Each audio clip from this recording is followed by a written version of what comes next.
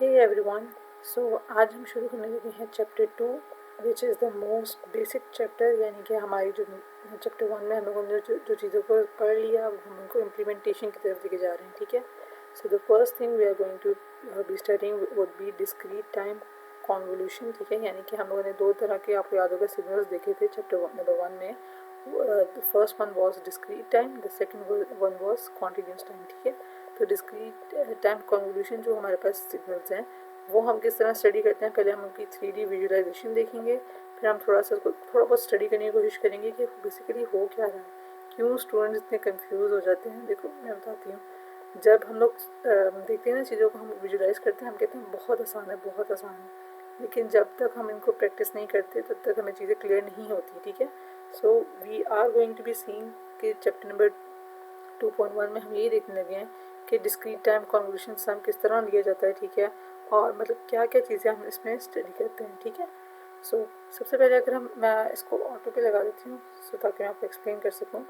Okay, ये हमारे पास जो ब्लू में आपको विजुलाइज हो रहा है, मैं आपको पहले बता देती हूँ। The blue one is basically x of के। ठीक है, यानी कि हमारी इनपुट। एच ऑफ के क्या है हमारे पास, यानी कि इम्पल्स रिस्पॉन्स। आपको पता होगा हम दो मेन चीज़ें यूज़ कर रहे होते हैं डिस्क्रीट टाइम सिग्नल्स के लिए ताकि हमारी आउटपुट आ सके। एक हमारे पास होता है एक्स ऑफ के और एक हमारे पास होता है एच ऑफ के।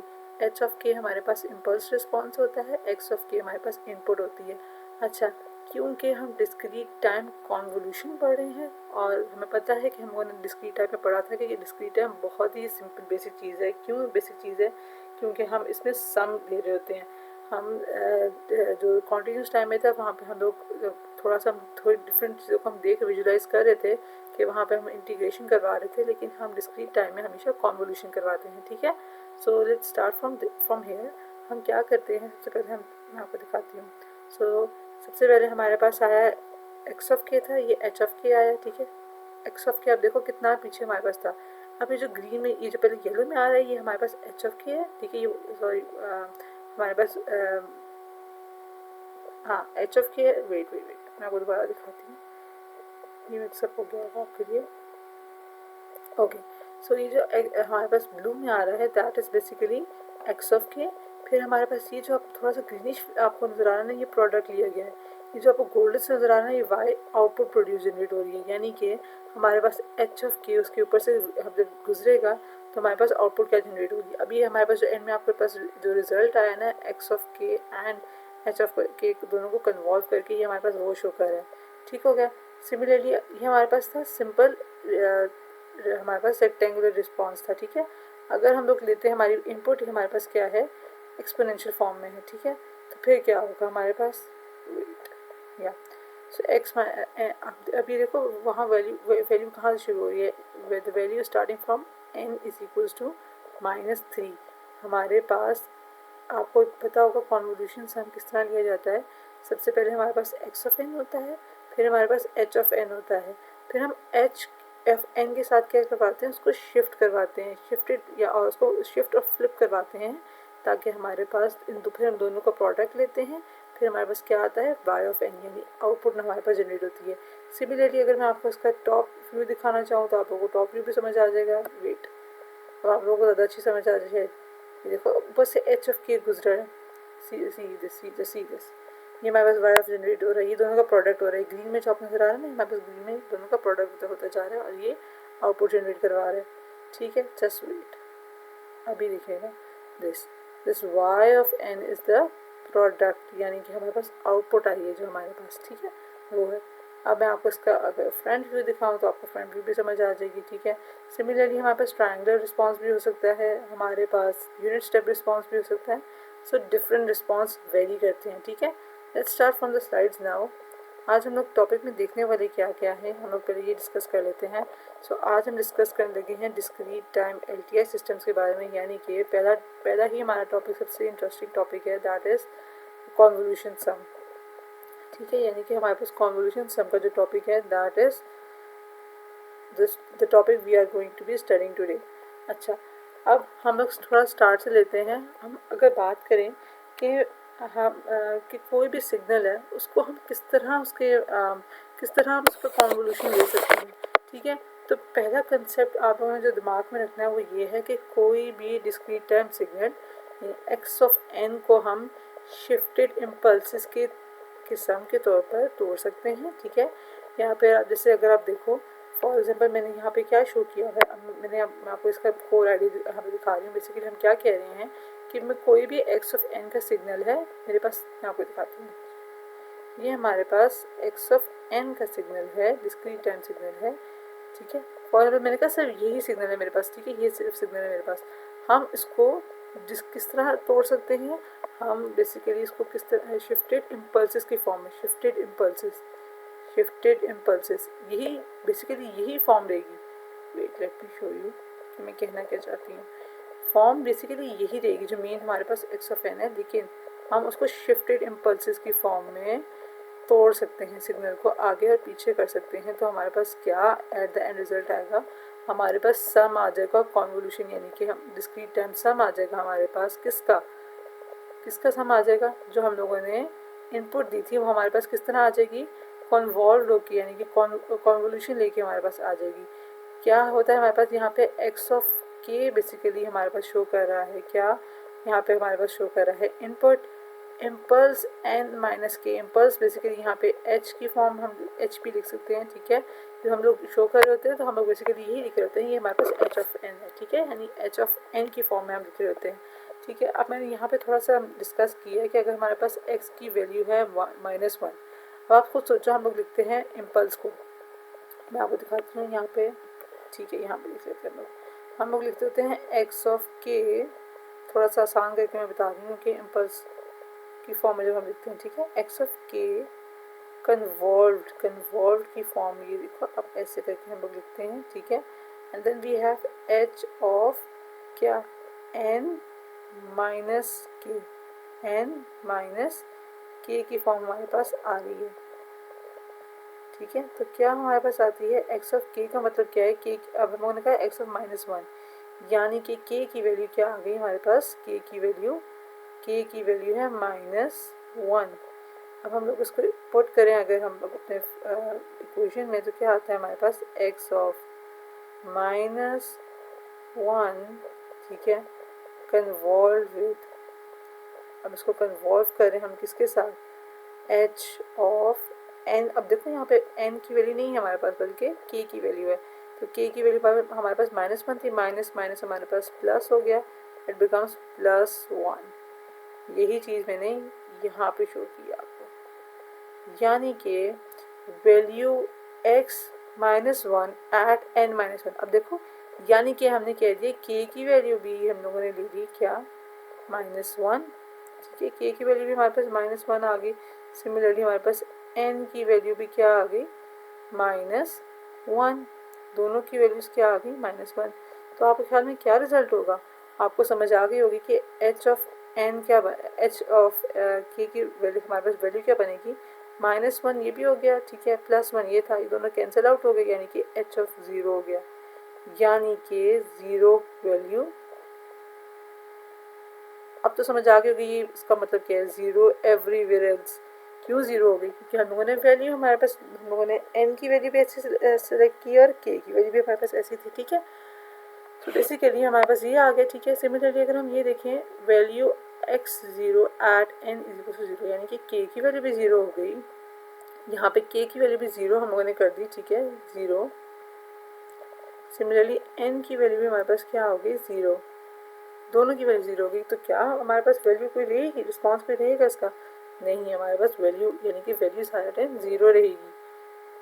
आउटपुट पे हमारे पास रिस्पॉन्स क्या आ रहा होगा, आउटपुट पे y ऑफ 0 का रिस्पॉन्स आ रहा होगा बेसिकली, ठीक है, ओके। सिमिलरली अगर हम लोग यहाँ पे x की वैल्यू 1 लेते हैं और n की वैल्यू को भी 1 लेते हैं, तो हमें पता है कि वैल्यू क्या हो जाएगी 0, ठीक है। अच्छा, एक हमारे पास प्रॉपर्टी आती है बहुत ही इंपॉर्टेंट, जिसको हम कहते हैं शिफ्टिंग प्रॉपर्टी। शिफ्टिंग प्रॉपर्टी का मतलब क्या है, शिफ्टिंग प्रॉपर्टी का मतलब ये है कि अगर इम्पल्स ऑफ n माइनस के, यानी कि impulse of n minus k की वैल्यू 1 हो, अच्छा कब 1 हो, कब 1 हो, जब n इज इक्वल टू के, जो n जो है वो इक्वल हो के के, ठीक है। यानी कि हम क्या कह रहे हैं कि अगर impulse of n minus k की वैल्यू 1 है, ठीक है। कब? जब n इक्वल है k के, n इक्वल k का मतलब ये है कि n की वैल्यू भी 0 हम लोगों ने रख दी, सेम वैल्यूज हैं दोनों की, ठीक है, सेम वैल्यूज हम लोगों ने रख दी। तो हमारे पास क्या होता है कि हम बेसिकली ये कह रहे हैं कि n की वैल्यू अगर k के इक्वल है, ठीक है, तो क्या होगा, n माइनस के की वैल्यू क्या हो जाएगी, impulse of n minus k की वैल्यू 1 हो जाएगी, ठीक है। बाकी सारी जगह क्या होगा हमारे पास, इसकी वैल्यू 0 होगी। इसलिए हम सम, जब भी हम सम लेते हैं ना, हम कहते हैं, फॉर एग्जाम्पल हम लोगों ने कहा है कि हम लोग सम ले रहे हैं, ठीक है, क्योंकि हम डिस्क्रीट टाइम की बात कर रहे हैं, इसलिए सम में सिर्फ एक टर्म हमारे पास नॉन ज़ीरो होती है। This is a plus point. क्यों प्लस पॉइंट है? अगर आप लोगों को एक नॉन ज़ीरो वैल्यू ना मिले ना, मतलब फॉर एग्जाम्पल आपके पास दोनों वैल्यू ज़ीरो हैं, तो फिर तो आसानी है।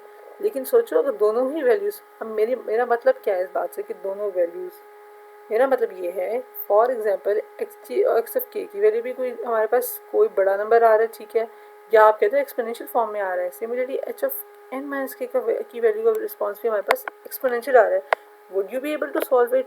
नहीं, आप वो सॉल्व ही नहीं कर पाओगे, क्योंकि ये कॉन्वोल्यूशन की बात हो रही है। कॉन्वोल्यूशन करना आसान चीज़ नहीं होती, प्रोडक्ट लेना आसान चीज़ नहीं है, आप लोग सॉल्व नहीं कर पाओगे फिर।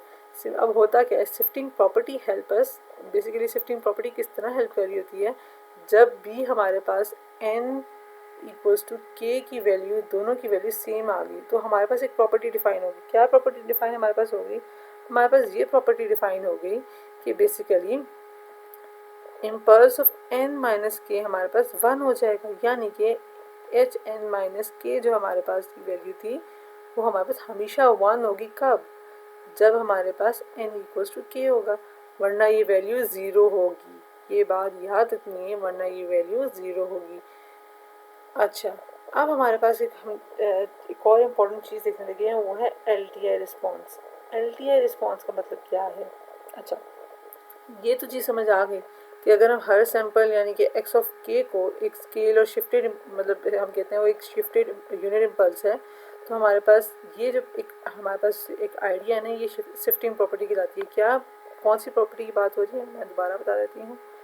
Wait for a second. क्यों बता रही हूँ कि आप लोग, ताकि ये जो दिमाग में चीज़ है ना कि यार कॉन्वोल्यूशन वाला चैप्टर बहुत मुश्किल है, समझ नहीं आती। That is the main thing you need to understand कि ये इतना मुश्किल चैप्टर नहीं है। You only need practice. यार थोड़ा सा प्रैक्टिस करोगे ना, यू नो व्हाट गाइस, अगर आप थोड़ा सा सिर्फ एच ऑफ एन और एक्स ऑफ एन की वैल्यू भी निकाल लेते हो स्टार्टिंग की, और थोड़ा सा आप लोग जहाँ जहाँ समझ आ रही है उतनी वैल्यू से निकालो, बाकी सम तो एंड में आप निकाल ही सकते हो, लेकिन स्टार्टिंग की वैल्यूज निकालना शुरू करोगे ना, then you guys would be more than able to understand कि हो क्या रहा है। Sorry, my mistake. अच्छा, मैं कहना ये चाह रही हूँ कि अगर हम ये कहते हैं कि x ऑफ n हमारे पास एक स्केल्ड का मतलब क्या हुआ कि हमारे पास कोई भी वैल्यू 9 एक्स ऑफ n है, ठीक है, यानी कि फॉर एग्जांपल मैं ये कह रही हूँ मेरे पास ये सिग्नल है, दिस इज़ द सिग्नल, ये स्केल्ड है, इसका एम्पलीट्यूड देखो ना, यहाँ पे मैं कह रही हूँ ये है, ठीक है, ये 9 वैल्यू दे रहा है, ये x ऑफ n है बेसिकली हमारा, ठीक हो गया। तो मैं कहना ये चाह रही हूँ कि अगर हमारे पास एक एग्जाम्पल है x ऑफ n का, या x ऑफ के की बात करें, क्योंकि हम यहाँ पे के को डिस्कस कर रहे हैं, ठीक है, एक्स ऑफ के का एक सैम्पल है मेरे पास, और वो क्या है, हमारे पास स्केल्ड है और शिफ्टेड यूनिट इम्पल्स, ठीक है, और क्या है हमारे पास एक शिफ्टेड यूनिट इम्पल्स है, ठीक है, एक्स ऑफ के है और हमारे पास साथ में एक शिफ्टेड यूनिट इम्पल्स है। तो ये हमारे पास आइडिया यानी ये प्रॉपर्टी क्या कहलाती है, शिफ्टिंग प्रॉपर्टी कहलाती है, यानी कि हमारे पास कॉन्वोल्यूशन का जो सम आ रहा है, that property is basically called as shifting property. समझ आ गई? इसी को हम शिफ्टिंग प्रॉपर्टी कह रहे हैं, कोई और अलग अलग चीज़ हम बात नहीं कर रहे। हम ये कह रहे हैं कि जो हम जिस वे में इस चीज़ को लिख रहे हैं, this the whole convolution thing, इसको हम शिफ्टिंग प्रॉपर्टी कहते हैं, ठीक है। अब शिफ्टिंग प्रॉपर्टी का हम लोगों ने अभी देखा मतलब क्या है कि अगर n और k की वैल्यू, n यानी कि n जो हम लोगों ने इनपुट पे लिया और k जो हम लोग इनपुट पे दे रहे हैं, इनपुट पे था, इनपुट पे दे रहे हैं, दोनों की वैल्यू सेम हो, n की वैल्यू हम लोगों ने 9 रखी, ठीक हो गया। अब k की वैल्यू कहाँ से डिसाइड होगी? k की वैल्यू ये हमारे पास समीशन, बेसिकली हम समीशन क्या ले रहे होते हैं, समीशन हमारे पास होता है k is equal to minus infinity to plus infinity, ठीक है, ये हमारे पास समीशन की वैल्यू होगी। हम क्या कह रहे हैं, हमारे पास क्या है, ये x of k into impulse of n minus k. ठीक हो गया। ये वैल्यू जब भी हमारे पास आएगी, इसमें हम लोग एक कंडीशन देखते हैं, ये कंडीशन अगर हमारे पास सेटिस्फाई हो जाती है तो हम कहते हैं ओके, हमारे पास वैल्यू 1 हो जाएगी, वरना ये वैल्यू हमेशा क्या रहेगी, दिस वैल्यू विल रिमेन 0। ठीक है। अब मैंने इंपॉर्टेंट बात लिखी है, this shifts out the value x in from the sum. Shift out का मतलब ये है कि अगर एक वैल्यू 0 हो जाएगी तो शिफ्ट आउट का मतलब ये हुआ कि वो निकल जाएगी। ठीक हो गया। Okay, next thing is LTI system का रिस्पॉन्स। बहुत आसान चीज़, सबसे आसान चीज़ ये हम ये पढ़ने लगे हैं कि LTI सिस्टम का रिस्पॉन्स क्या होता है।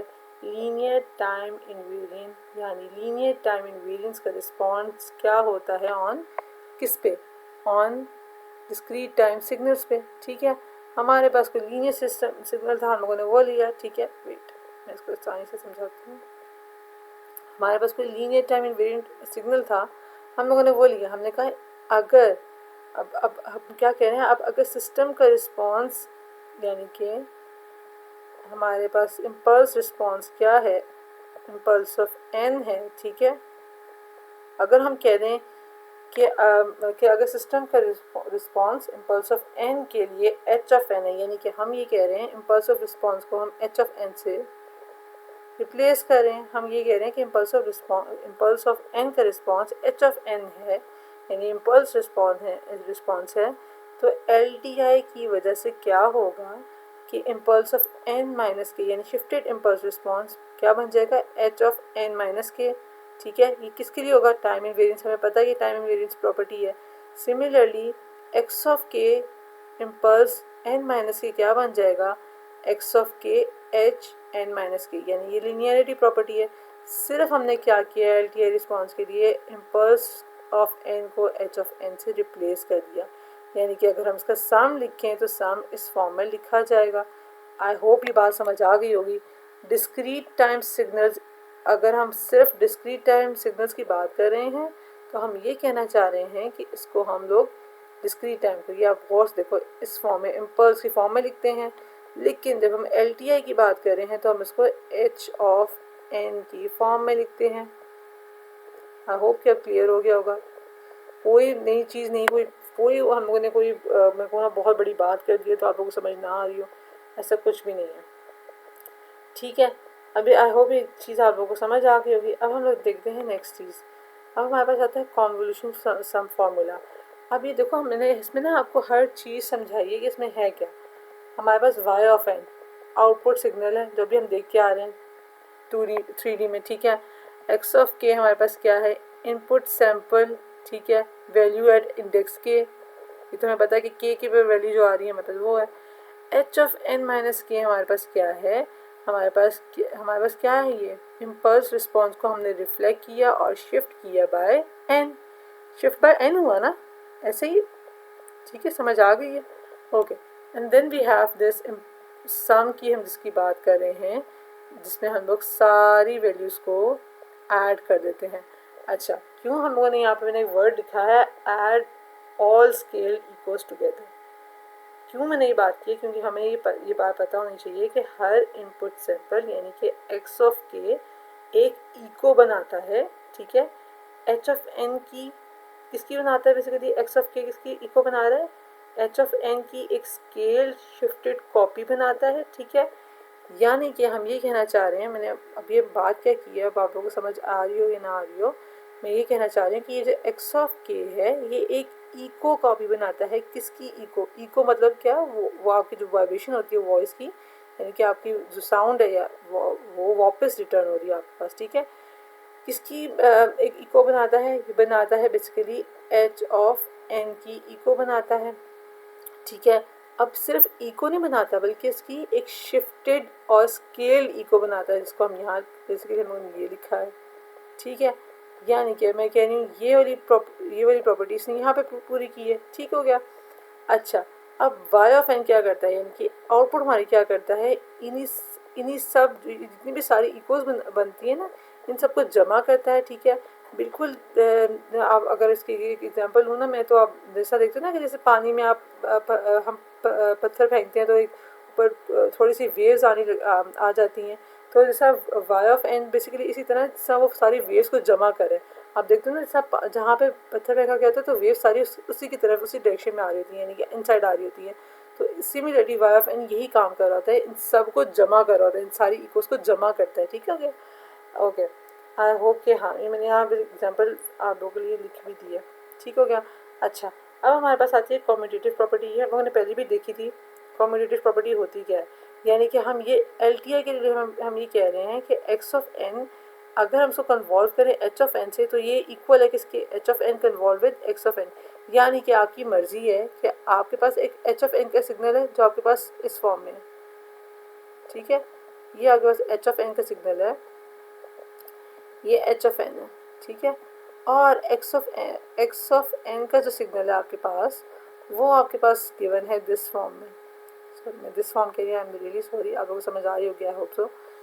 बेसिकली एक्स ऑफ एन का जो है वो इस तरह गिवन है ग्राफ। ठीक है, तो बेसिकली हम ये कहते हैं कि एलटीआई सिस्टम में हमारे पास क्या प्रॉपर्टी होती है, हमारे पास कम्यूटेटिव प्रॉपर्टी होती है। इससे हम क्या कर सकते हैं, हम स्वैप कर सकते हैं एक्स ऑफ एन और एच ऑफ एन को, और h of n with x of n को। ठीक हो गया, ओके। फिर हमारे पास आते हैं the next most important thing जो हमारे पास है वो है ग्राफिकल मेथड। अब जब भी हम सॉल्व करते हैं इन क्वेश्चंस को कॉन्वोल्यूशन के, वो हमारे पास सिर्फ इस तरह सॉल्व नहीं होते कि हम लोग उसके स्टेप्स को लिख दें, बल्कि हमें बाकायदा उसको ड्रॉ करना होता है, हमें दिखाना होता है कि किस तरह ये ग्राफ हम रिप्रेजेंट कर रहे हैं। सो किस तरह हम सबसे पहले करते हैं, अभी आप लोगों ने 4 स्टेप्स अगर आप लोग याद कर लो ना तो आप लोगों के लिए बहुत आसानी हो जाएगी कि किस तरह आप लोगों ने चीज़ों को लेके चलना है।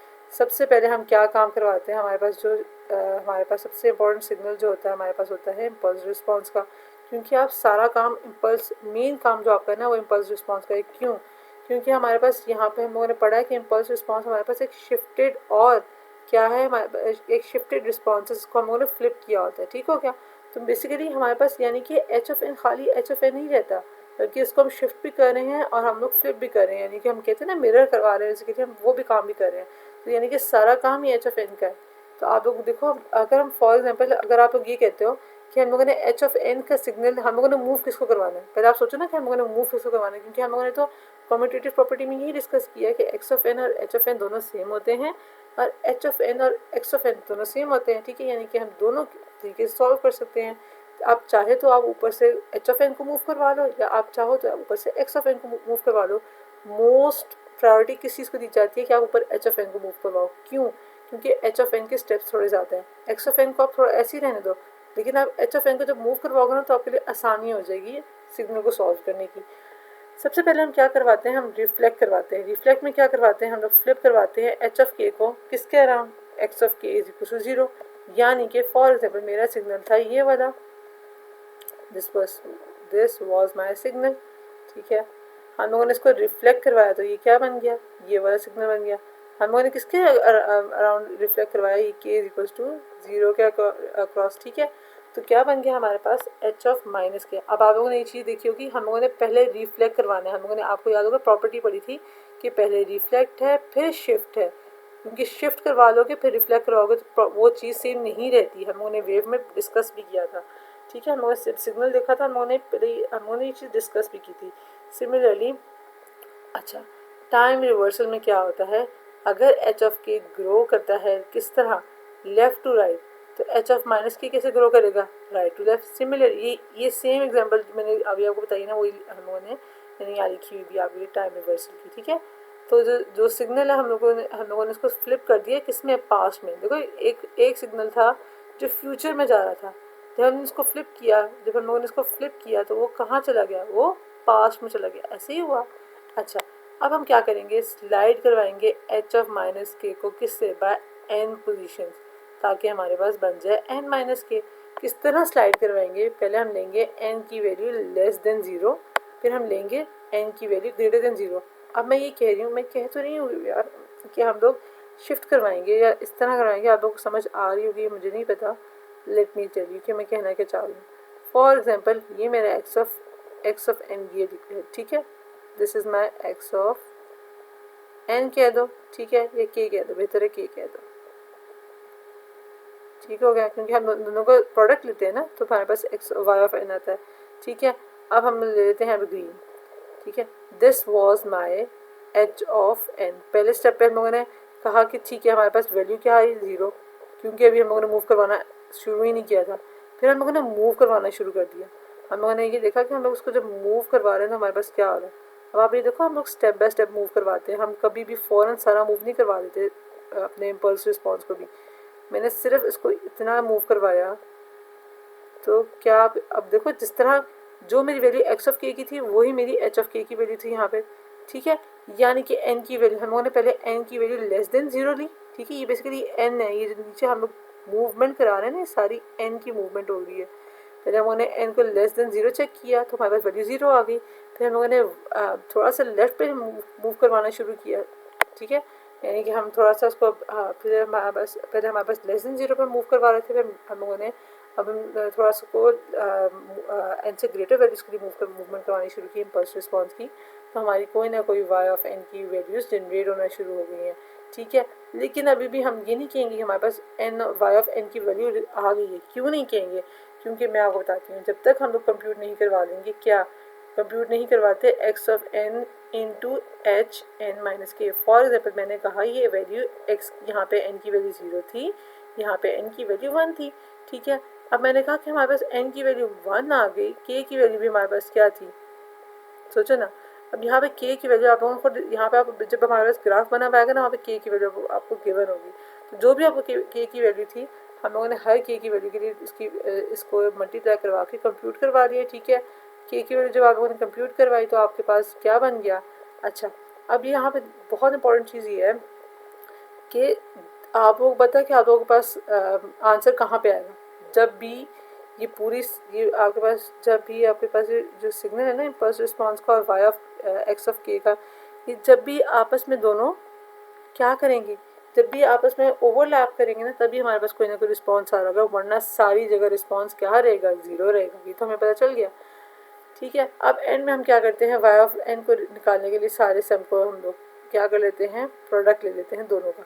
ये बहुत आसान चीज़ है। क्या मैं बताती हूँ क्या, के की वैल्यू आपको गिवन होगी, ठीक है। के आपको पता वैल्यू पता होगी कि स्टार्टिंग पॉइंट क्या है, एंडिंग पॉइंट क्या है।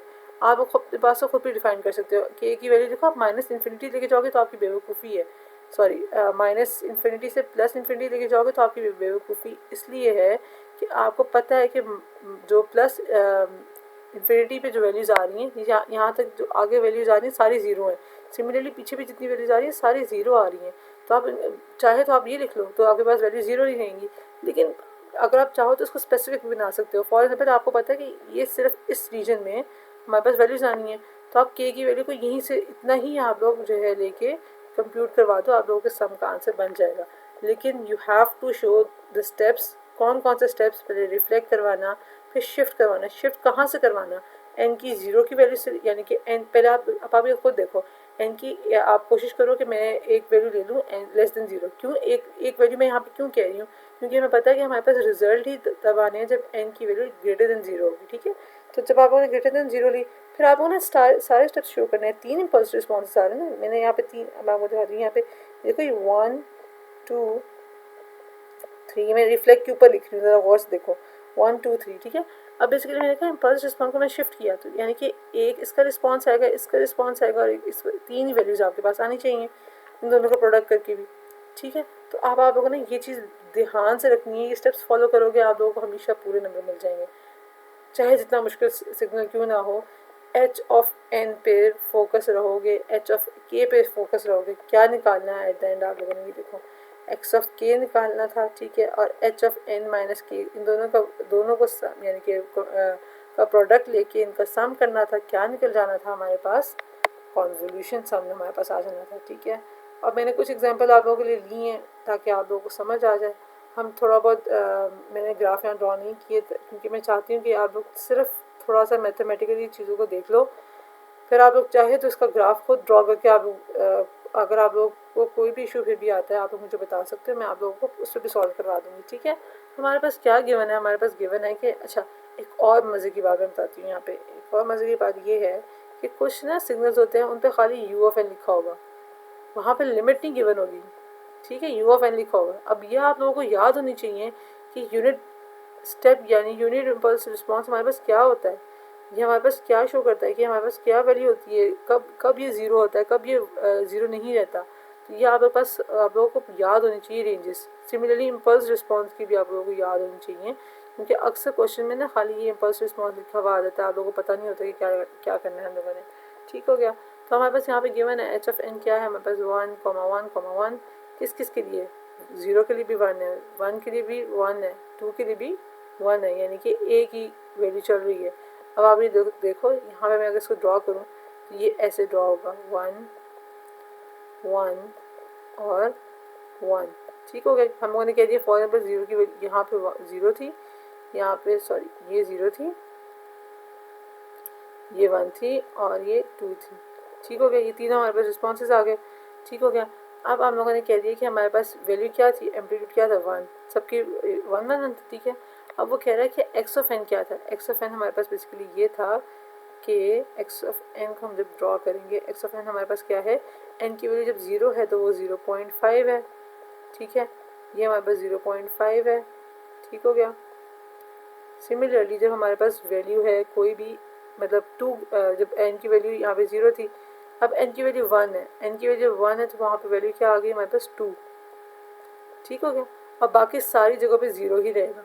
अब मैंने क्या किया, मैंने क्या पहले हम लोगों ने कंप्यूट करना है। अभी भी देखो, अब पहले वैल्यू एन की वैल्यू क्या थी 0। ठीक है, और हम लोगों ने क्या करवाया, जब आप लोग मूव करवाओगे एच ऑफ एन को, सॉरी हाँ एच ऑफ एन को मूव करवाओगे तो किसके साथ मल्टीप्लाई होगा, पहले वो मल्टीप्लाई होगा 0.5 के साथ। ये मैंने ये लिखा हुआ है x of n multiply by h of n, फिर 2 के साथ।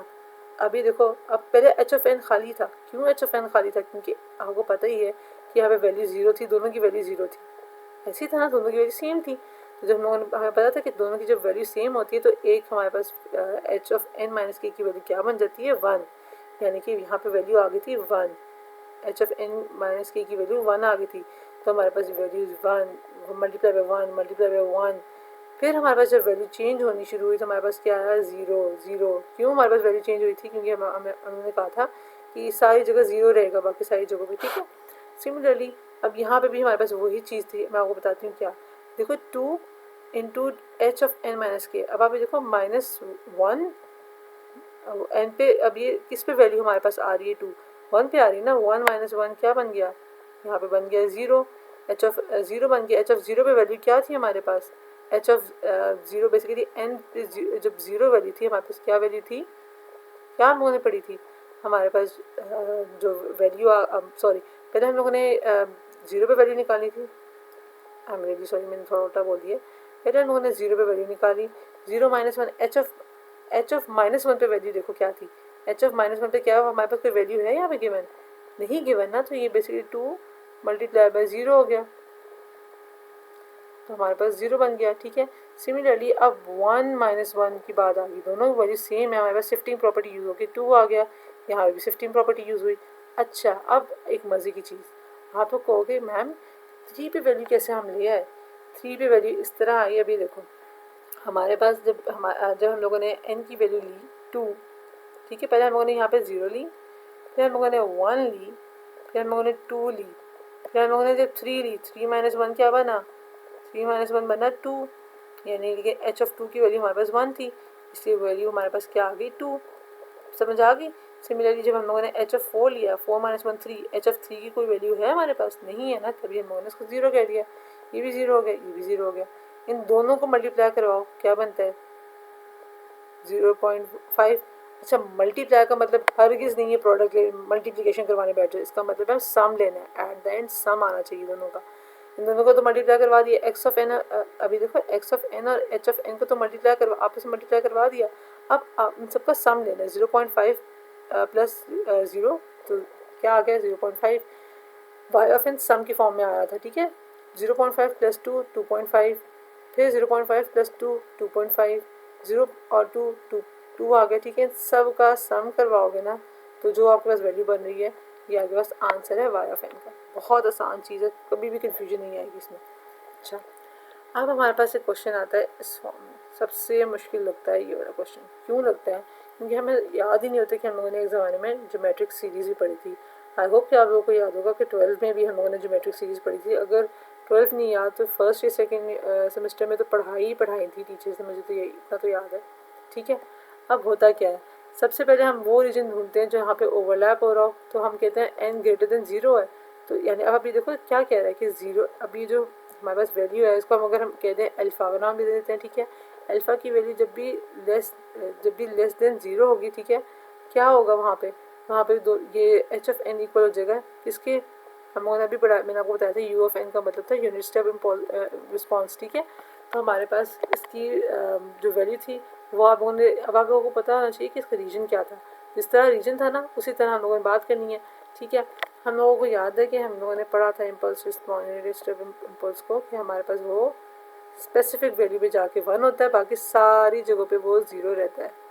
ऐसी था ना, तो अब हम लोग क्या करेंगे, पहले हम लोग रीजन निकालेंगे for n greater than 0, x of k हमारे पास non zero for k greater than equal to 0। Similarly h of n minus k क्या है, non zero for x of, अभी देखो मैंने चीज़ें कैसे निकालनी है, ये आप लोग थोड़ा सा बैठ के खुद सोचोगे ना, आप लोगों को समझ आ जाएगी कि ये मैंने लिखा क्या है, ये चीज़ मैंने क्यों लिखी है, ये आप लोगों को समझ आ जाएगी। ये उस वक्त समझ नहीं आती जब हम लोग सर हमें करवा रहे थे, तब चीज़ें समझ नहीं आती, लेकिन जब सोचोगे ना बैठ के तो आप लोगों को समझ आ जाएगी। इसको सॉल्व करने की भी इतनी ज़रूरत नहीं होती है, इसको ये आप लोग के एंड में फॉर्म में ये इसी फॉर्म में रिजल्ट आने वाला है। ये देख लो किस तरह रिजल्ट फॉर्म इस फॉर्म में आ रहा है, किस तरह आ रहा है। ये देखो हमें पता है कि एन अप्रोच कर रहा है किसको, इन्फिनिटी को। हमारे पास वाई, अब देखो ज्योमेट्रिक सीरीज़ का कुछ फॉर्मूला कुछ रूल भी था हमारे पास, वो क्या हो जाएगा 1/1 माइनस ए। ठीक है, हमारे पास अल्फ़ा जो है वो 0.5 में क्या है, स्टेडी स्टेट। ठीक है, 0.5 के पे क्या वो रीच कर रहा है, स्टेडी स्टेट 2 पे, और अल्फ़ा की वैल्यू जब 0.7 है, क्योंकि हमें पता है कि अल्फ़ा की जो वैल्यू है उसके ऊपर एन लिखा हुआ है। ठीक है, तो यानी कि जब अल्फ़ा की वैल्यू को रीच हो रही है, यानी कि एन की वैल्यू भी कोई ना कोई आ रही है।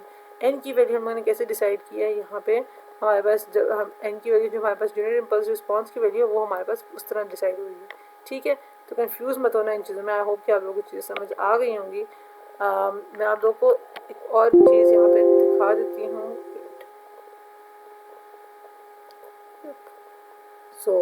अभी हम लोगों ने डिस्कस किए हैं क्या, हम लोगों ने रेक्टेंगुलर इम्पल्स को डिस्कस किया। ठीक है, यूनिट स्टेप को हम देख लेते हैं। ठीक है, मैं कहती हूँ सॉरी रुक जाओ, मैं ले रही हूँ ट्रायंगुलर रिस्पॉन्स। ठीक है, अब मैं ले रही हूँ यूनिट इम्पल्स किस में, एच ऑफ एन में। एक्स ऑफ एन में नहीं, इनपुट मैंने ट्रायंगुलर दी है कोई ना कोई। ठीक है, ये ट्रायंगल फॉर्म में दी है, लेकिन जो मेरी आउट यानी एच ऑफ एन है वो यूनिट इम्पल्स की फॉर्म में है। ठीक है, अब होगा क्या, हमें पता है कि एन की वैल्यू जब क्या होती है, एन की वैल्यू, अब आप अगर मुझे इसका जवाब देना है कि एन की वैल्यू क्या होगी, तो हमारे पास यूनिट इम्पल्स जो है वो 0 नहीं होता। आप ये देखो, हमें पता है कि जब एन की वैल्यू, यहाँ पे शो करेंगे भी